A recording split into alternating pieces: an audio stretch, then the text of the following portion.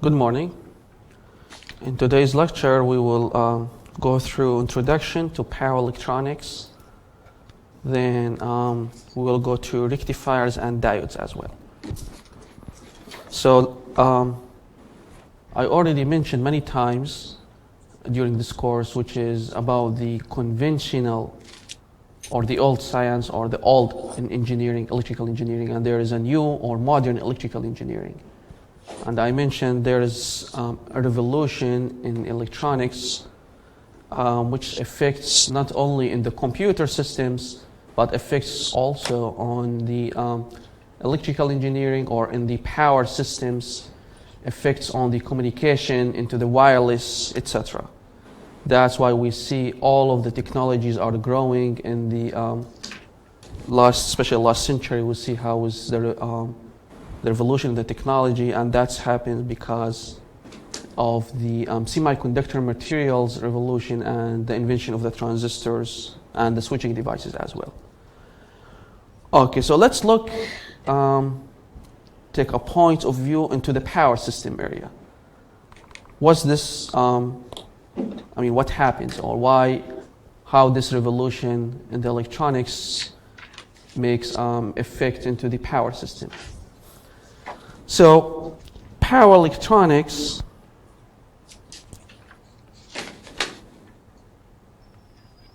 is basically a topic in electrical engineering which is associated with energy conversion and power control with high efficiency.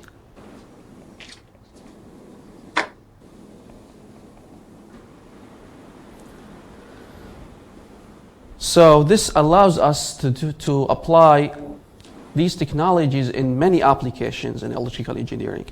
So as a shortcut, power electronics, sometimes we call it as PE, then it can be used for energy conversion. Energy conversion like what's the conversion between DC and AC. So we can convert the energy from DC to AC, or we can do the opposite, AC to DC. We can make it between DC to DC, then AC to AC. Okay, so using the power electronics devices, we can, at any time, any points, if we need to convert the DC to AC or AC to DC, that will be fine. Let's recall when I discussed about the differences between AC and DC, and I said right now, since we have a high voltage or something called HVDC or high voltage DC, for very large distances, like 1,000 miles or above this distance, we can use HVDC for transmitting the power. If it is below than that, then we need, we need to use AC. So to convert this to AC, how can we make this conversion? Using the power electronics device, which is DC to AC or AC to DC, whatever more convenience. Also, one of the most practical application about DC to AC, the renewable energy. Renewable energy, especially in photovoltaics. So we call it PV. So as we know, the renewable energy is where the energy sources can be generated. We call it green energy, not from fossil fuel, like the solar converting the lights energy into, or the lights into electricity. Wind convert the wind into electricity. Hydro convert the water or the ocean or whatever into the electricity, convert these forces. So, for example, the photovoltaics, the power is being generated in DC. So how can I connect this photovoltaics and make this power useful, or connect this to the utility grid, or to be useful to our home?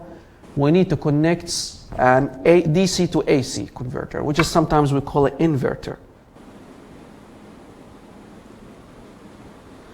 By connecting the inverter device, so I can make this power useful, which is, since it's DC, I need to convert this to be in AC, 60 hertz 120 volts or 240, whatever I need.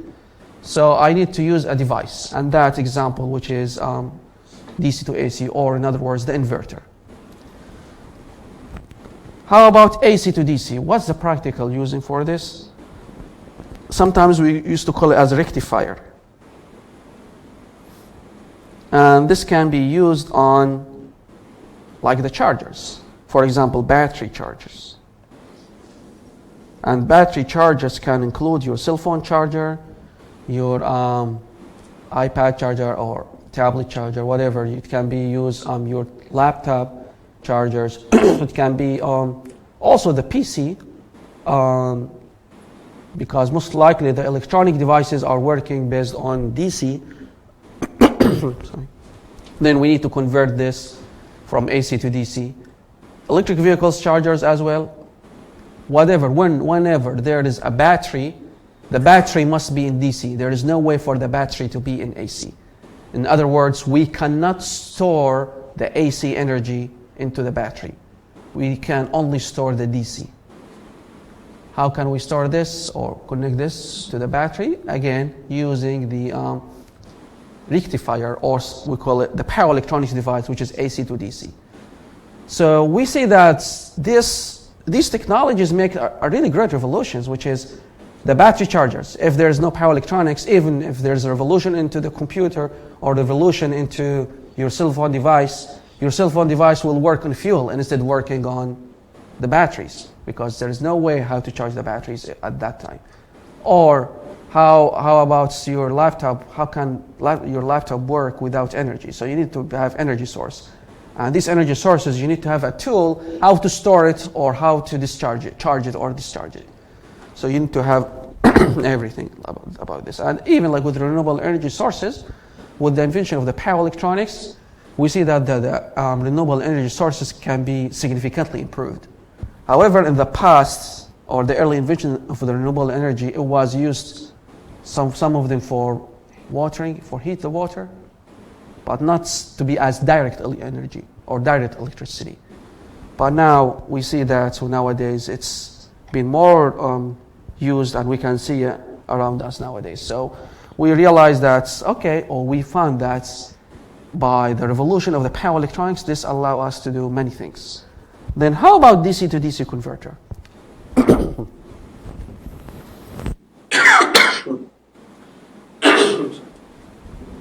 Why do I need to use DC to DC converter? It's already been in DC. Why I need to make it another DC? It actually can be used as step up or step down of the voltage. This is one practical example. What's the point? Why do I need step up or step down? For some applications, like HVDC, for example, you need to have it from low to high or high to low, something like that. So someone can say, we already have a device that can step up or step down, which is the transformer. So why do I need to use power electronics if the transformer can do the job? Do you have an answer for this? Smaller? Small? Like, Yeah. I don't know, transformer, my mind's bigger than a DC to DC converter. It can be, but there should be one or another answer that can be more accurate. So, do you have any idea why the transformer cannot be used in DC? Or why we are using DC to DC converter? Most likely, it is because the transformer works only with AC. You need to keep this in mind. Works only in AC.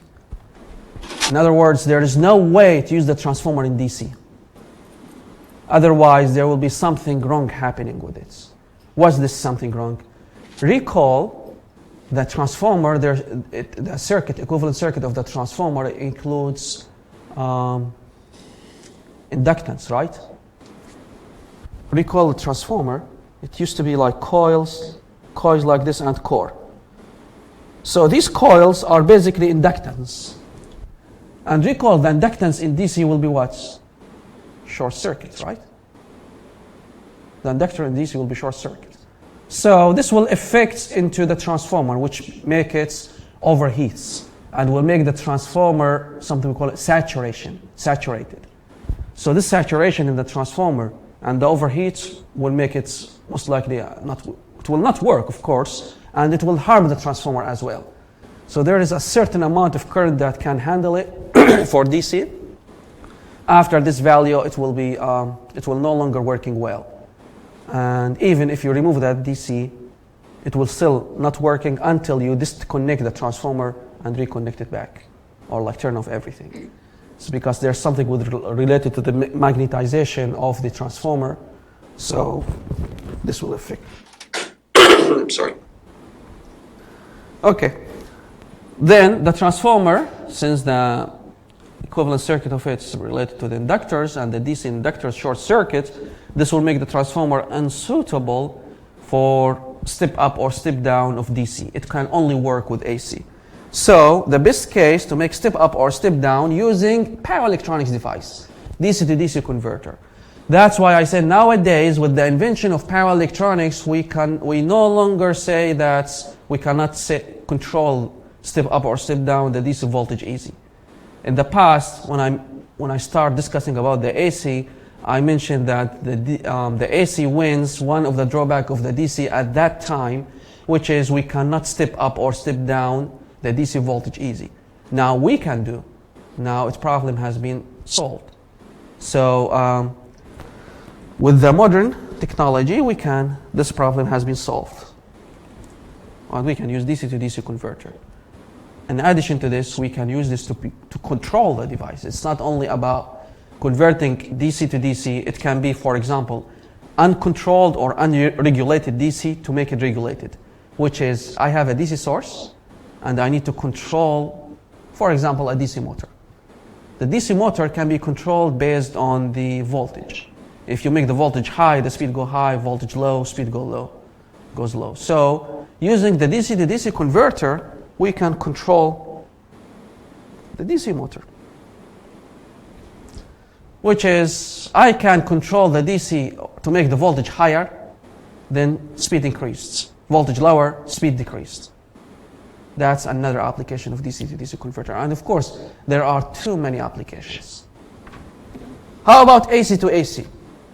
Why do we need AC to AC? We already have the transformer that can do AC to AC, which is step up or step down.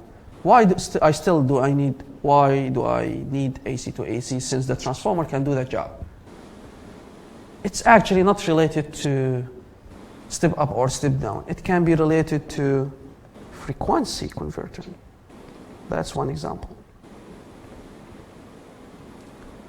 Frequency converter like what? Like 60 hertz, 50 hertz conversion between this. As we know, the systems can be either 60 hertz or 50 hertz. For example, in the US, it's 60 hertz. In Europe, it is 50 hertz. So let's assume you purchase a device in Europe and you want this to be working on in the States. So what shall we do? How can we make this device working? You can purchase basically a frequency converter or a frequency converter. Yes, this is the conventional name, which is basically converting the frequency from 50 hertz to 60 hertz. The frequency frequency alone is not enough, because the voltage in Europe is 220 or 240, whatever, while the voltage here it's 120. So you need to have a frequency and voltage converter. So you need to have this, then you can convert your device so your device can work, for example, here in the States. Or if you purchase, or if you already have your own device and you travel to Europe and the voltage there is 220, what shall we do? How can we make this device working? Basically, you can use a frequency converter with the voltage as well. Then it will make it from 220 or 230, 240, whatever, to 120. And the frequency from 50 hertz to 60 hertz. So basically, we can use AC to AC converter, which is using the power electronics devices. Now, the question is there, so as I said, like here, the United States, we are using 60 hertz, in Europe 50 hertz. Is there any country in the world that are using two systems or uses 50 hertz and 60 hertz at the same time? Have you ever heard of a country in the world that uses two systems, 50 and 60? Actually, Japan. So Eastern Japan works with 50 hertz, while Western Japan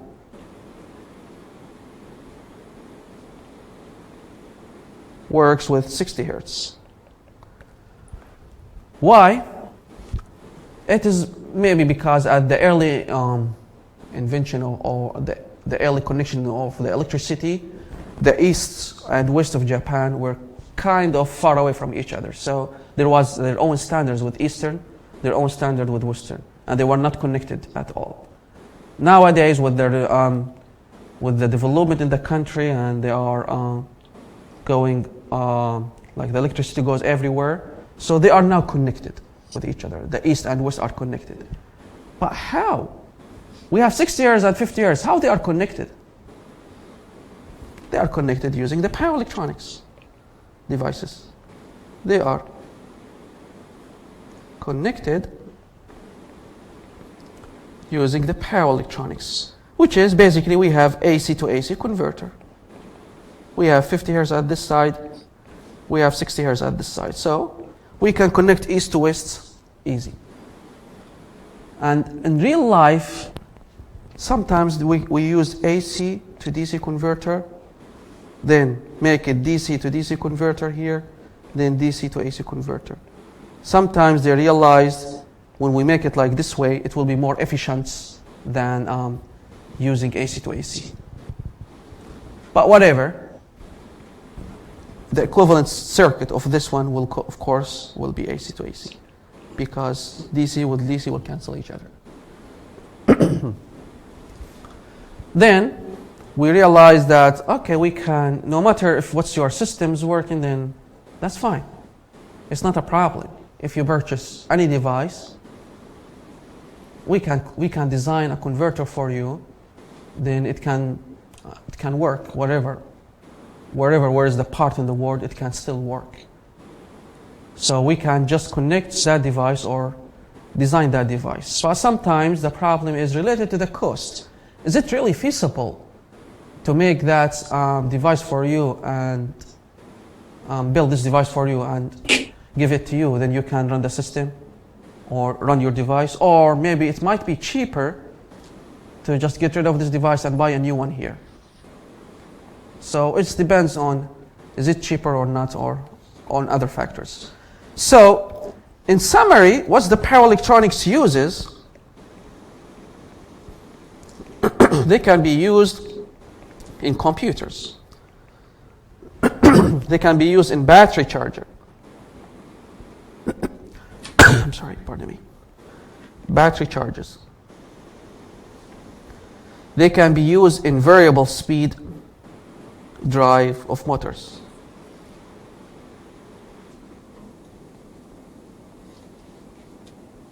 Recall the synchronous speed 120 F over number of poles. Now we can control F using the power electronics devices. Then let's go back when I said about the synchronous motor, it works only at constant speed application.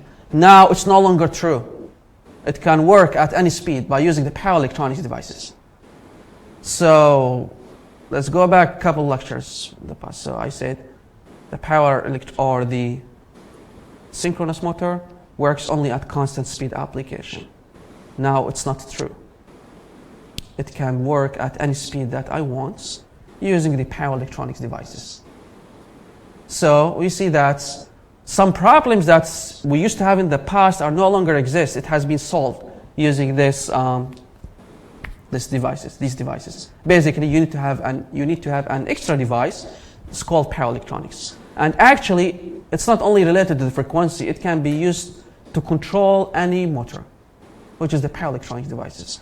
Sometimes, like even when you have the servo motor, when you have some other motors, when you are controlling this using the Arduino, you will see that most likely you will use I'm not sure if you are familiar with Arduino or familiar with motor controls. But in case if you are familiar, you will see during your code, you will use something called pulse width modulation or PWM. This kind of pulse width modulation or PWM will go to the power electronics device. Then that's sometimes we call it drive circuit. Then this will be used to control the motor. So you will see it everywhere, in your charger, in the motor controls, and the computer, the renewable energy, battery charges, so, and also renewable energy. Renewable energy integration with grid.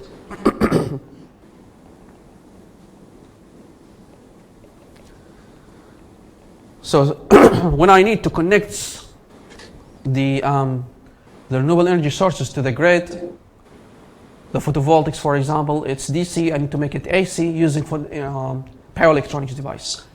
The wind speed, wind turbines, it has. I'm sorry.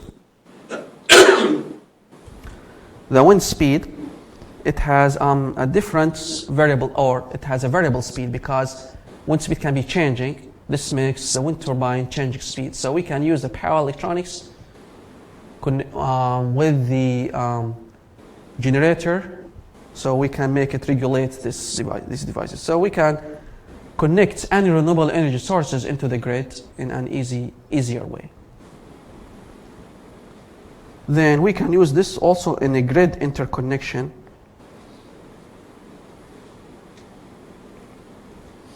With different frequencies.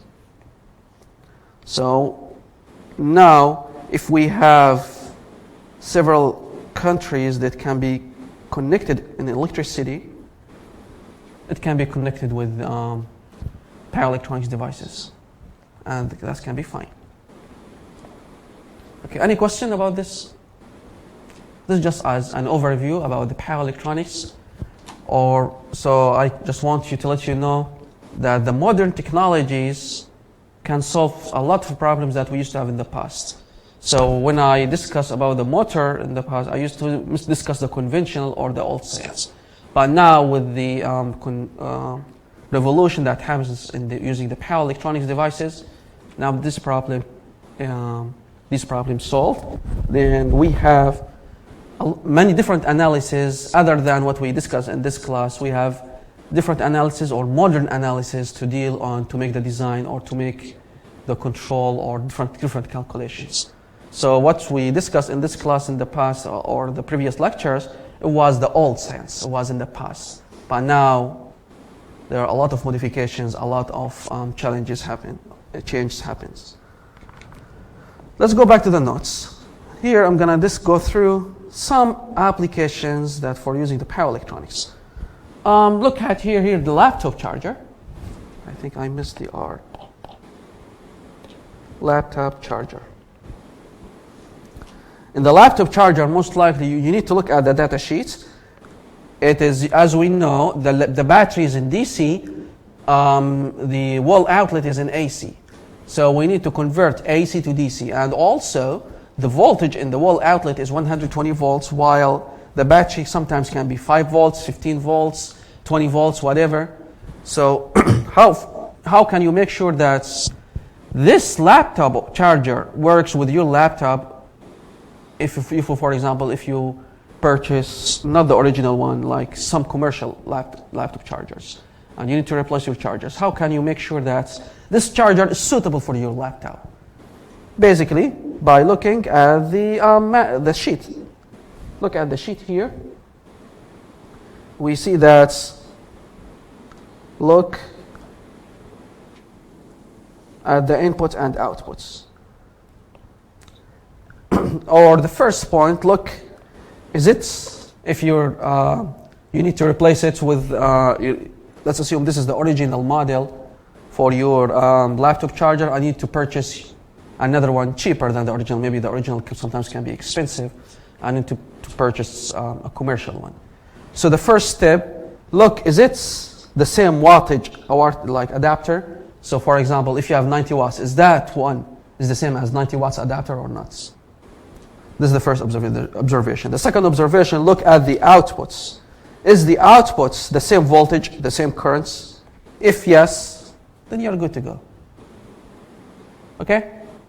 That's how we can realize that this charger can work with my either cell phone or can work with my laptop, with any electronic device, by looking at the outputs. If the outputs, for example, 20 volts, and your, for example, cell phone is 5 volts, this will harm your device. So don't use it. That's very important way, which is by looking at the adapter wattage and look at the outputs. Okay. Now, let's assume you already have this adapter and you travel to Europe. Do you need to purchase a converter so it will make the frequency 50 hertz and will make the voltage 120 volts or 220 volts? Actually, it depends on your device. So what I encourage you is to look at the data sheet or look at the label. So when you see this label, let's just look at this laptop. Here, you will see 100, 240 volts. What does this mean? It can work at 100 volts, 120 volts, 200 volts, 160 volts, whatever. This device is capable with different voltages. It's capable to work with different type of voltages. Then 1.5 amperes. Then you see 50 hertz, 60 hertz. What does this mean? We can say this is universal, which means it can work in the United States, work in Europe, in any part of the world, no matter if the frequency is 50 or 60, it can work with any frequency. If the voltage is 100 volts up to 240, it can work without harming your device. It can still work functioning well or actually functioning perfect, which make it universal. That's why sometimes we call it universal.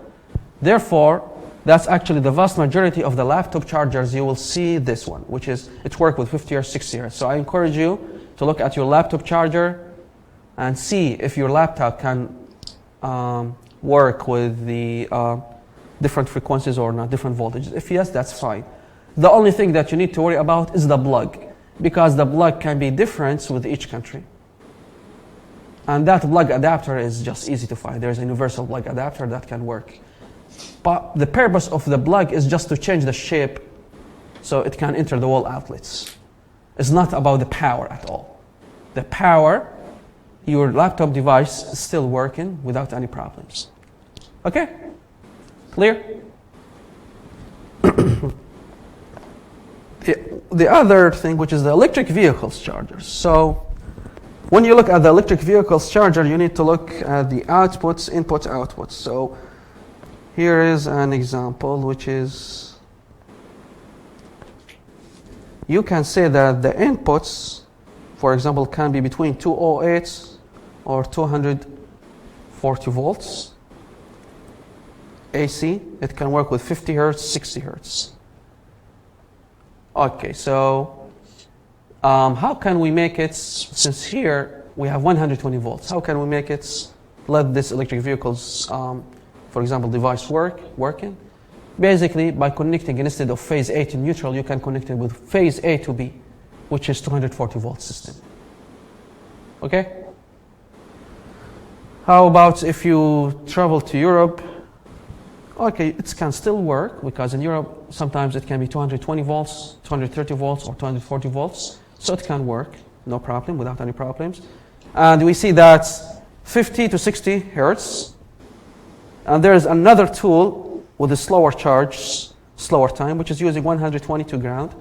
Then you can plug it with the normal wall outlet, and it can be fine. But keep in mind, it will be slower. So here, just to show you, sometimes look at the data sheets or the label to make sure that is this device compatible to work with different part of the world or not. So before you travel, when you have your electronic devices, make sure that look at the labels of the charges of all of these electronic devices and make sure if it is suitable, then that's fine. Just make sure that you have the adapter. If it is not, then you need to worry about, okay, when I travel, how can I run this device? But most likely, again, in the vast majorities of the electronics, we are trying our best to make it universal. So the laptop, cell phone, like iPad, tablet chargers, any other chargers. We are trying to make them as universal, so they can work either in any part of the world. That's why, again, we call them universal. Let's look at the cell phone charger, 5 watts. This is one example with Apple chargers. So this is the old one or the small one. That's the small adapter, 5 watts chargers here. I encourage you to look at the label here. When you look at the label, you will see the inputs 100 volts, 240, which make it universal, and 50 hertz, 60 hertz.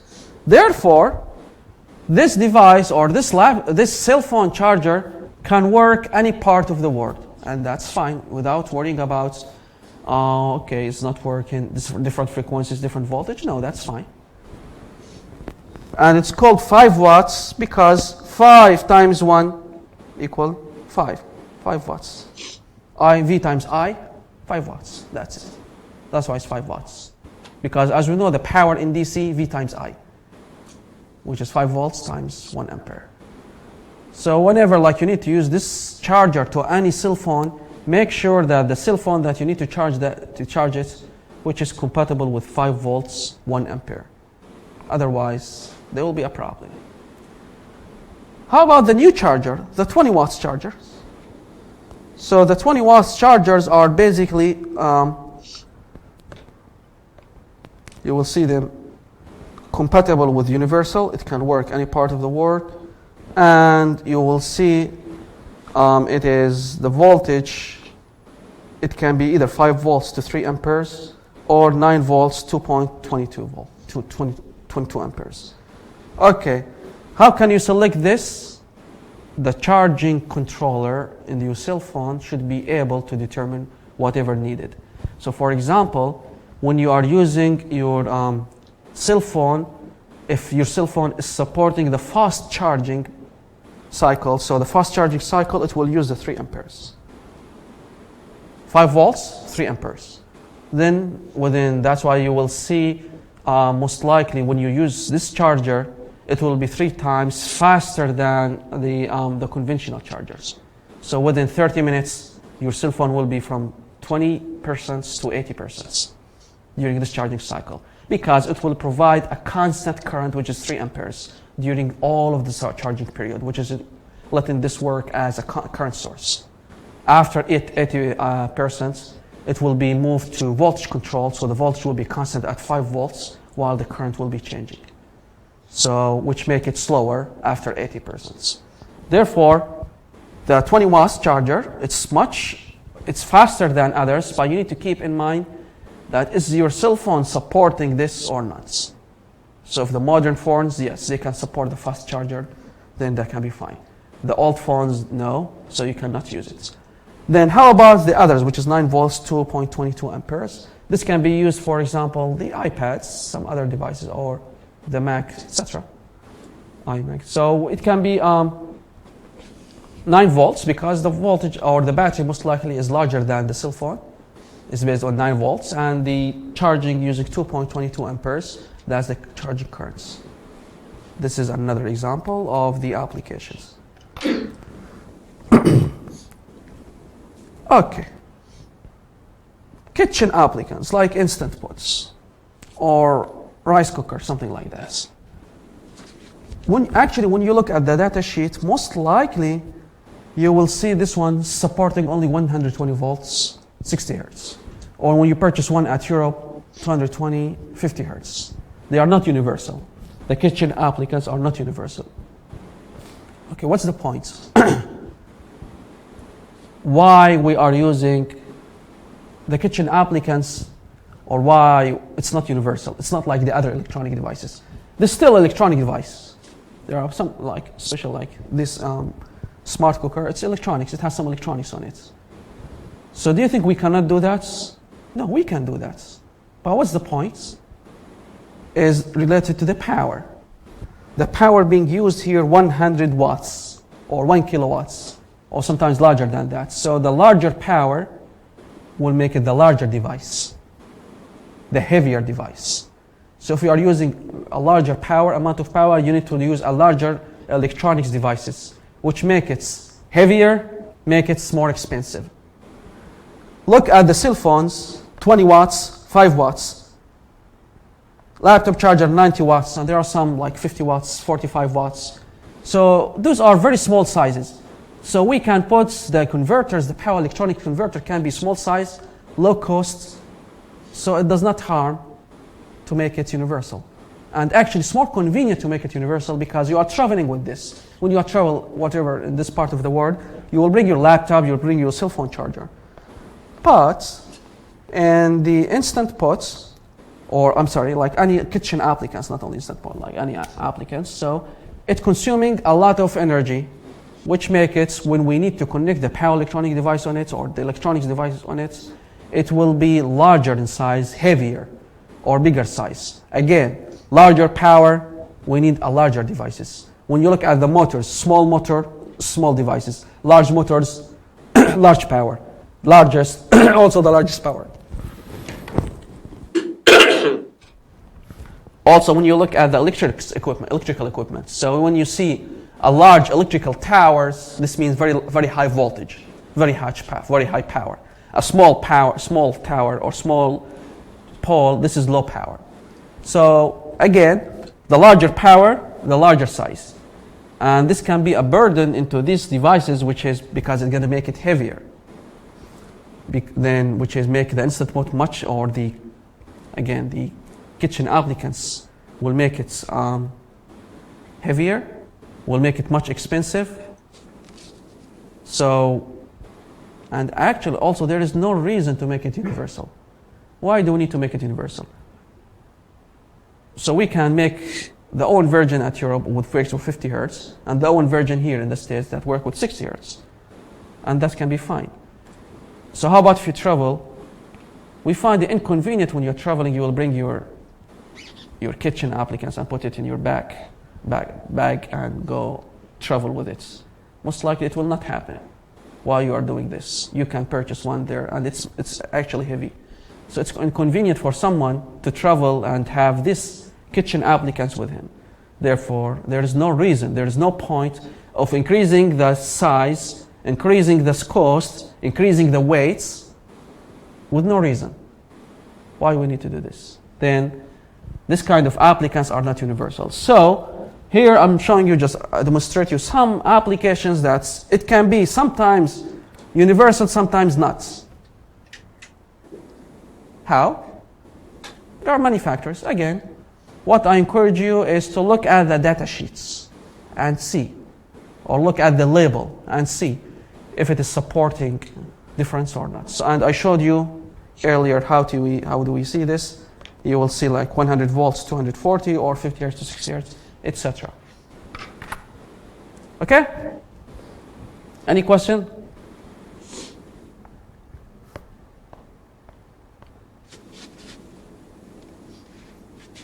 Okay. Now I want to go to show you just a demonstration picture. It should be here. Yes, here. So the power electronics uses, it can be like, as we see here in this photo. So we can connect this to utility grid, connect this to power up some devices, DC loads. We can use this also to for the laptop, the TV. We can use it for the fuel cell, for storing energy. We can use it for several factors, several analysis. So this power electronics device will be in the middle. It's just like additional equipment, so we can use it in different ways. Okay?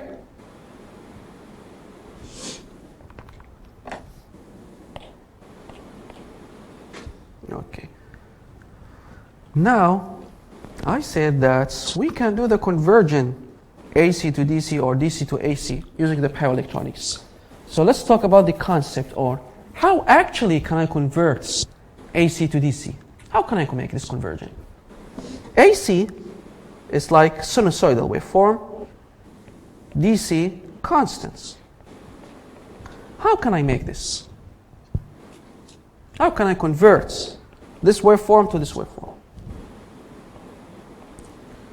we realize if we use a switch, a fast switch, and here is, let's assume here is the source, here is the load, here is the switch. If we let this switch running only at the positive cycle, and the negative cycle will be off. On at positive cycle, off at negative cycle. So the waveform will be like this. On at positive cycle, off at negative cycle. So we will get the voltage output like this. So in other words, it will be like this, this, this. Does this look like DC? No. We still need to improve this. So we can improve it by adding something like that. We call it H bridge. Then we can connect our load to this one, this way. So in this case, we guarantee to not only take the positive cycle, we will take also the negative cycle, but we will make it positive. So it will be like this. Now, it's better waveform. We don't have zeros, but this really looks like DC? Not really. So what shall we do? We keep the same design, but we add another equipment. Here is the resistor. So we add a capacitor in parallel. So the capacitor actually will charge and discharge. So the waveform, it will go like this way. Here's the voltage. Then since the waveform is going down, it's supposed to go down. The capacitor will not let it go down like this way. It will go down in a small, because the capacitor will discharge. So the regular waveform, I'm going to draw it in a different color. The regular waveform is like this. But actually what's happening with using the capacitor, it will go like this way. Then instead of going down, it will go in a slope, small slope.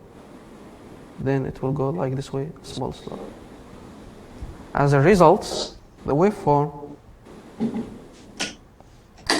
will look like this. Does this look like DC? Yes, almost.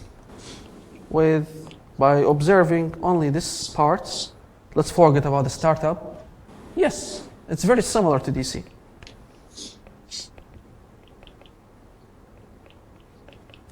But we see some small things here, small events. Those are called notches. And this sometimes ripples. We don't like them. So how can we get rid of them? By increase the size of the capacitor, or by a proper design, we can reduce this. So we realize that if we can convert AC to DC using this technique, right? Okay. Now, how about the opposites? How can I convert? Let me use a good color. Convert DC to AC, which is basically I have this, I need to make it sinusoidal. How can I make it like this way? The first approach, we can use a switch. Each switch, or actually this switch can be turned on and off to reverse the polarity at a specific period of time. We can say like at 60 hertz, 60 times per second will switch. For example, something like that. So we can make this one switch, it's working like this. Then we turn the switch on to reverse the polarity. It will be like this. Then switch like this. Switch off, on, or we can make a combination of switches to make the waveform look like this, which is sometimes reverse the polarity, sometimes keep it, sometimes reverse, sometimes keep it. Okay, does this make sense? Then we created this, and is this AC? it is AC, but it's not sinusoidal. So this is called square wave AC. Square wave AC. It's not AC, exactly AC yet, but square wave.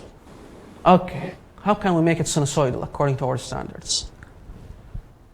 Have you ever heard of Fourier transform? Fourier series? Okay, in Fourier series, recall the square wave is a combination of or multiple of sines or cosines with different frequencies. You can recall Fourier series and see how to convert the square wave into Fourier series. You will see a combination of cosines, like infinite number of cosines, which is like cosine here with different phase shift. Then that's why we will see that their nets will be like this way. That's according to Fourier. Then we need only one cosine from this infinite cycles of cosines.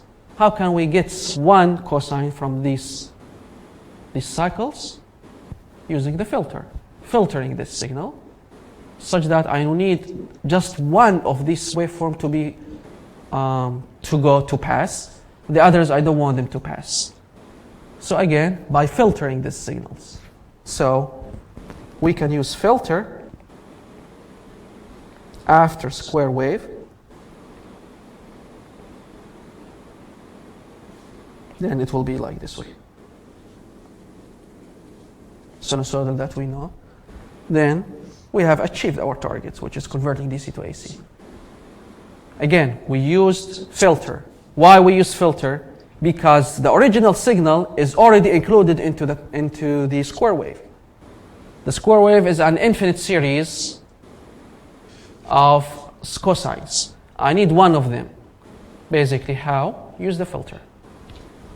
Maybe I'm not sure if you're familiar with Fourier analysis. So Fourier analysis, most likely, if you convert the cosine or sine, it will be like this as impulses.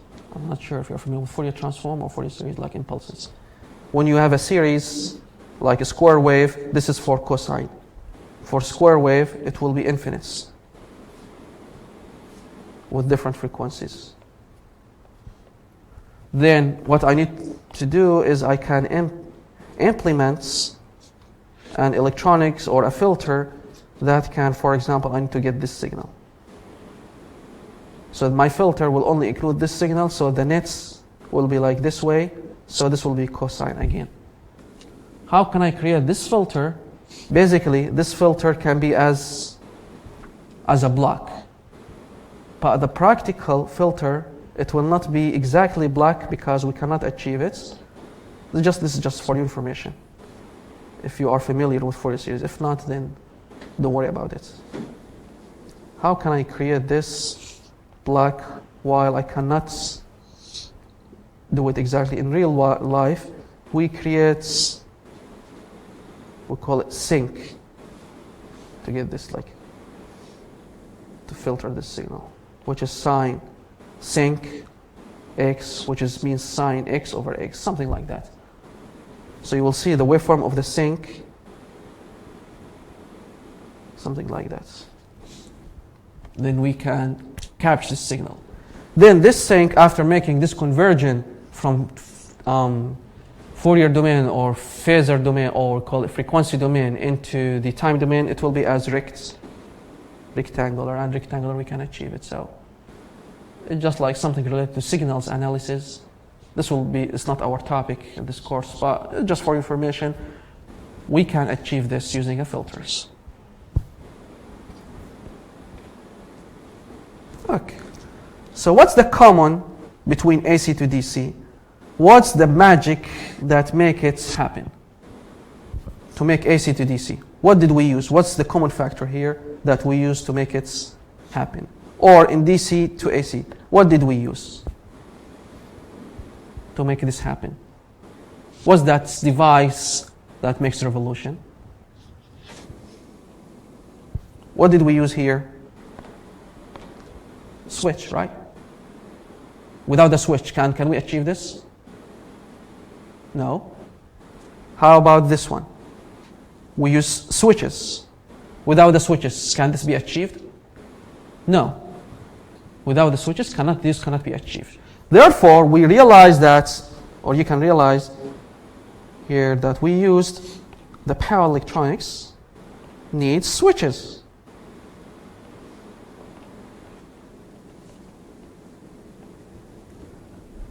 Okay, these switches, sometimes we call them as fast switches. So when I say switches, I don't mean the normal switch, which is on, off. Someone is turning this on and off. Of course, we cannot do that. To get 60 hertz, can we make it 60 times per second? You cannot do that. Switch cycle. Or even, most likely, we need a fast switches, which is sometimes it can be 10 kilohertz, sometimes 5 kilohertz, 20 kilohertz, or it can be larger. 10 kilohertz means 10,000 times per second. And of course, no one can do it. No one can achieve 10,000 times switching per second. So how can we do this switching? We are not using the normal switch that you know. We will use something we call electronic switches.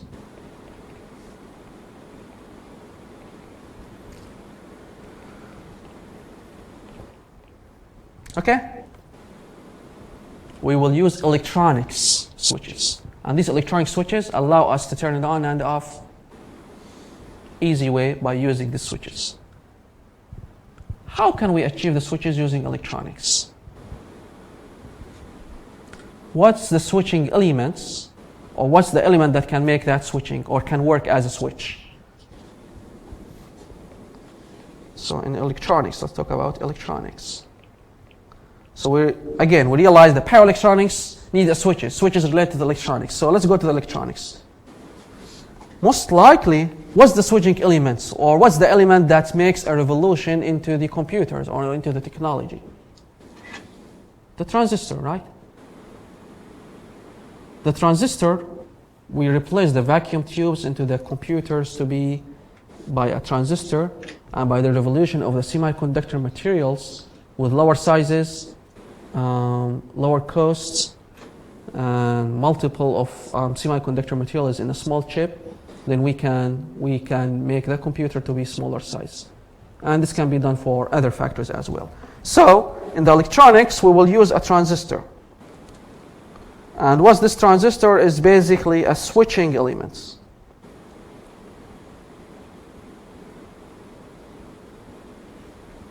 So let's assume look at the transistor,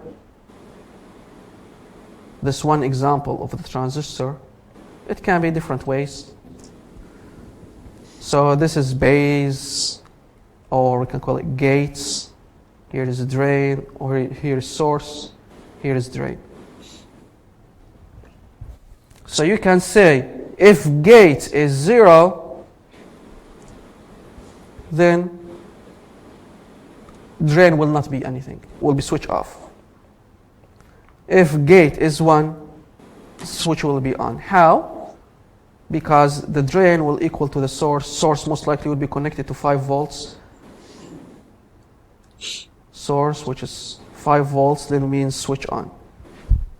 While if it is off, drain will not equal to source, then which makes it equal to 0 volts, and this is equivalent to off. Okay? So it's actually depending on the signal. So I can control the gate signal, then I can control that transistor to be on or off by controlling the gate signal.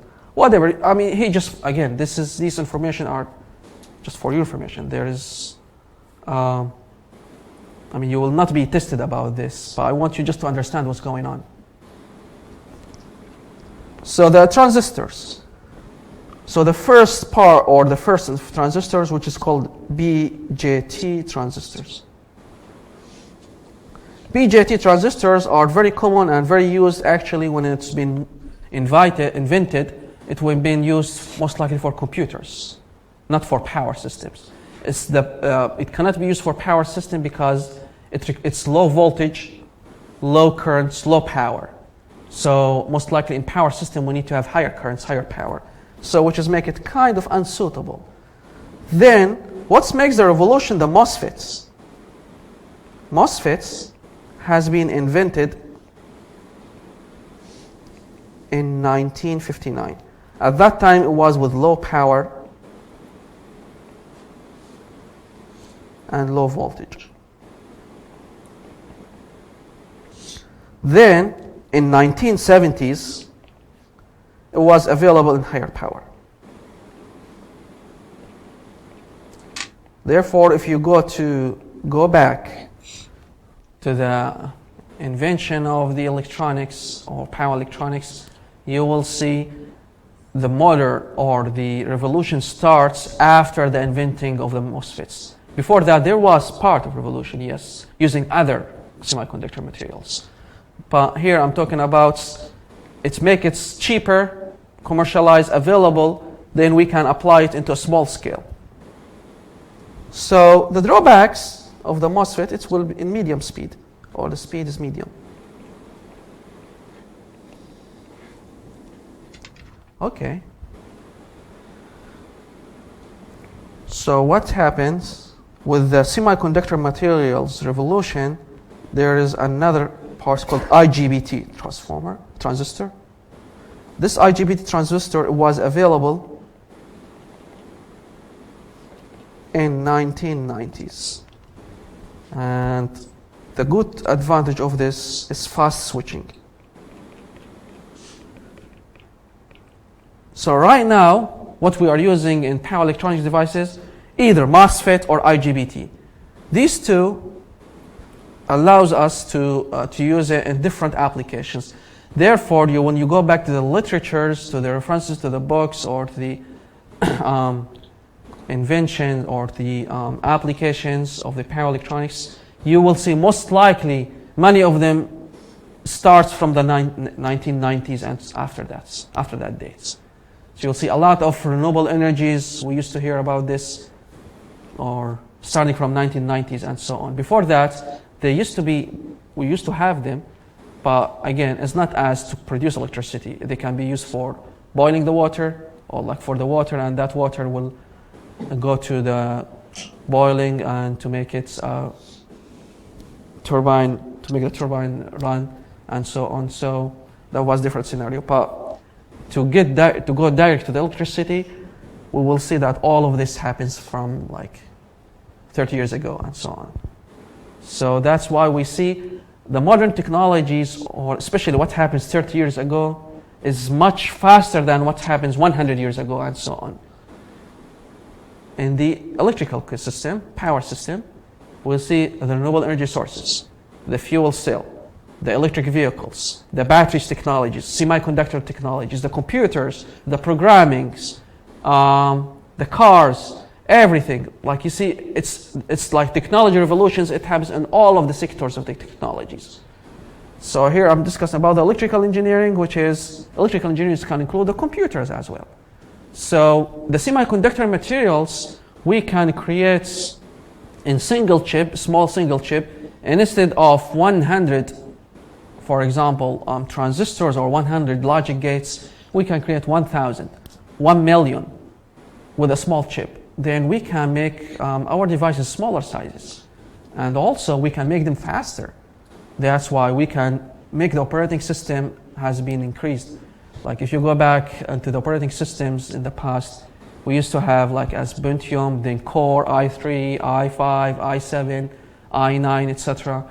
When you go also to the RAM, I still remember I used to have 16 bits RAM, then 32, 64, then 1 megabyte, then 2 megabytes, 6 megabytes, or 8 megabytes, 16 megabytes, and so on. So we see how's the technology. Even the operating system. The operating system was based on 8 bits, then, or even it was 4 bits and 8 bits. Then they created 16 bits, and we say, oh, 16 bits was great. Then after that, they created 32-bit systems. Then from 32-bit, they switched to 64. And what we have right now is a combination between 32 and 64. If it is below than 32, it can be considered as old operating system, which is not used at all.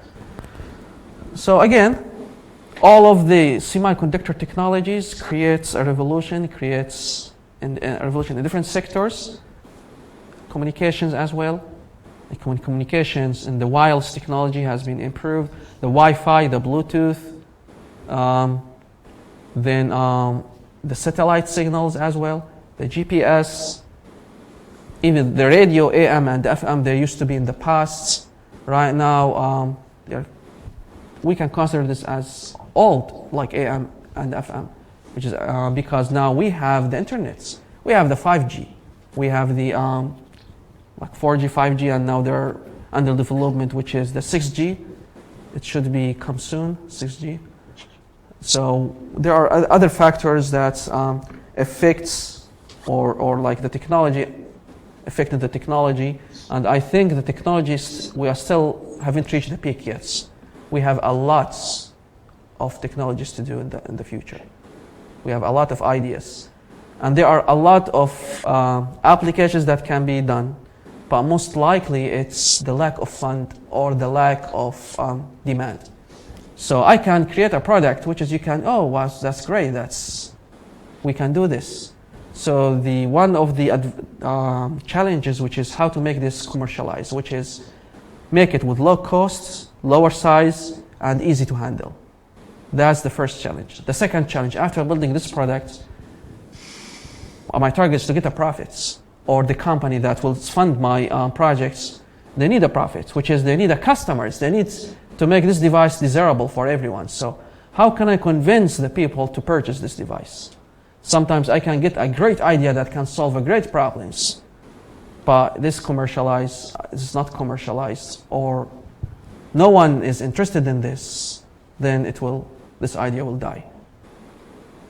So there are a lot of technologies, a lot of ideas, but again, we'll see how's the demand, or how's the demand, or how's the market will be, or how can I convince the market to get these devices. That's also one of the challenges. So our issues now are not only with the technologies, but also with the funds. And again, that's what happens actually with DC and AC. AC wins, DC fails, because we said that the cost of AC is better than the cost of DC. And that's fine. Then DC ideas at that time has been removed. So AC wins, because the funds was given to AC. And also when you go back and read about Nikola Tesla, about how when he invented the electricity, he also started to make a project which is transmitting the electricity as a wireless transfer. And he makes some towers, and he creates some ideas to transfer the electricity for a large distances as wireless instead of wire. There was a lot of challenges about this. And at that time, Tesla, I think, at that time, he's still able to solve these problems. But the problem why his project has been disconnected is the lack of fund. Because the company that used to fund him, they told him, we no longer want this project to continue. So he stopped his projects, then that project's just disconnected and disappeared, and this project has been removed. And no one's actually know how actually he built that project 100%. So there are a lot of ideas. So there are even like many ideas here. Right now we are interested in the hydrogen fuel. One of our targets, or one of our concerns, is how to store the energy. How to store if you have a lot of generation, or sometimes maybe during the noon, we have a lot of renewable energy. So how can we store these energies that you have or when the energy is cheap, I need to store this energy. So I don't want to run the peak units or run the expensive units. We can store them using the batteries. The batteries, high capital costs, the operation cost needs some maintenance, the life maybe up to 10 years. After that you need to replace them. This will affect the environment as well. Every 10 years there are some chemicals on it. So the batteries are not good option for very large scale. It can be used for small scale, for home, that's fine. It can be used for isolated farm, that's fine. For electric vehicles, okay.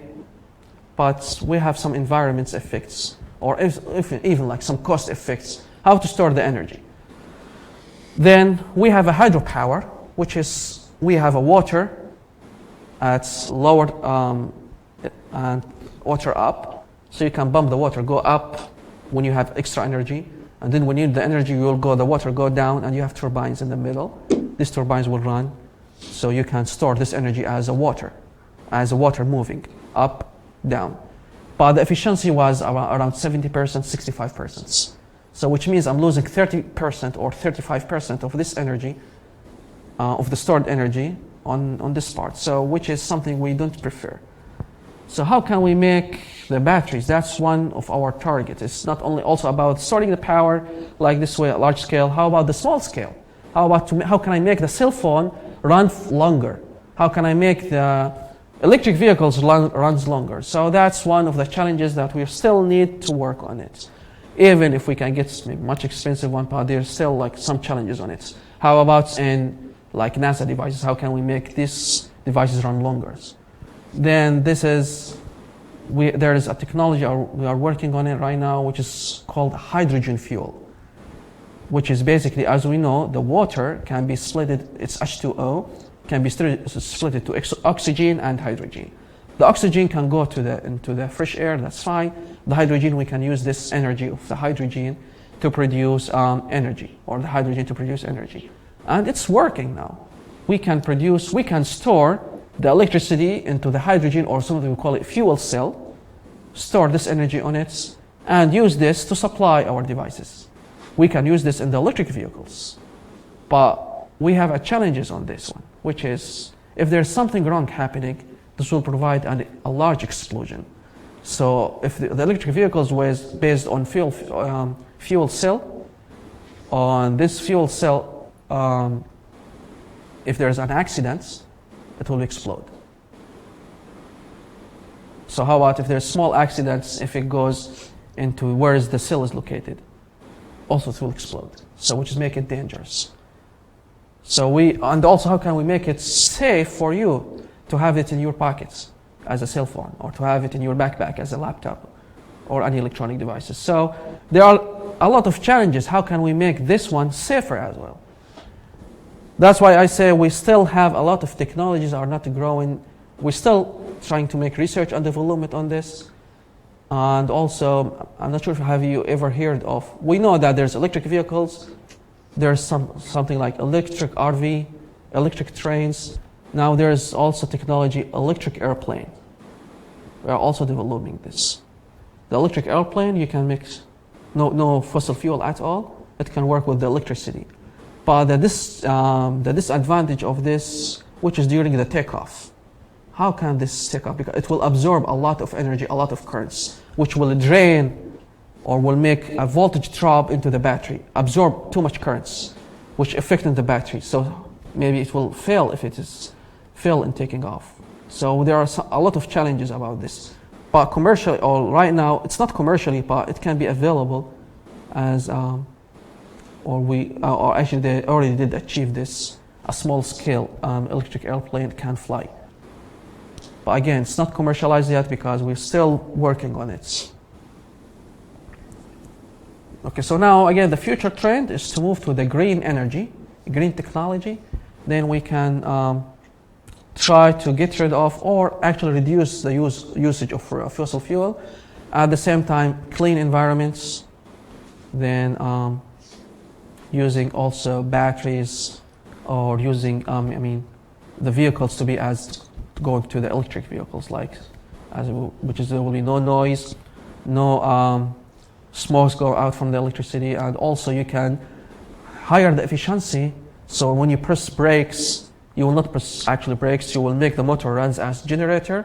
So the electricity will be stored into the battery, other than go as losses and goes as heats. This losses will go as heat, will affect in the brakes. There is also one challenge of the electric vehicles. When you are running at low speed and you hit brake, you cannot store this energy into the battery. You need to hit the regular brake, or actually the system will do this, not you.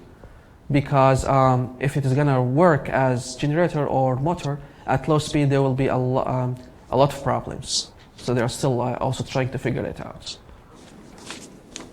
Any question about power electronics? Okay, let's go back to the notes. I think we're already done with the power electronics here.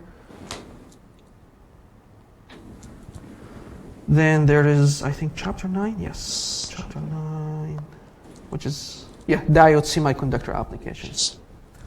Okay, so I mentioned in the power electronics, there must be a switching element. And that switch element I mentioned about the transistor. The transistor can be controlled. I can control when it will be on. I can control when will it be off.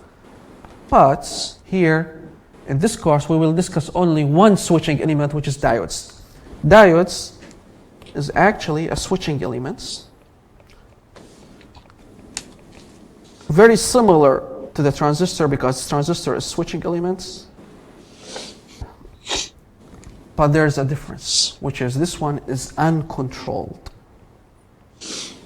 The transistor, I can control when will it be on, when will it be off, and I can do this easy. But for the diodes, I cannot do that, which is something, this is the drawback of the diodes, which is I cannot do that. The early invention of the diodes was before the transistors, so the diodes were invented before. So at that time, they cannot control it. And it's actually semiconductor materials. Semiconductor materials, which means it's not conducting or not insulating.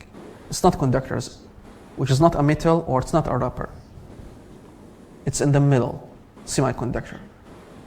You know, like in chemistry, like the valence. You know the valence, right?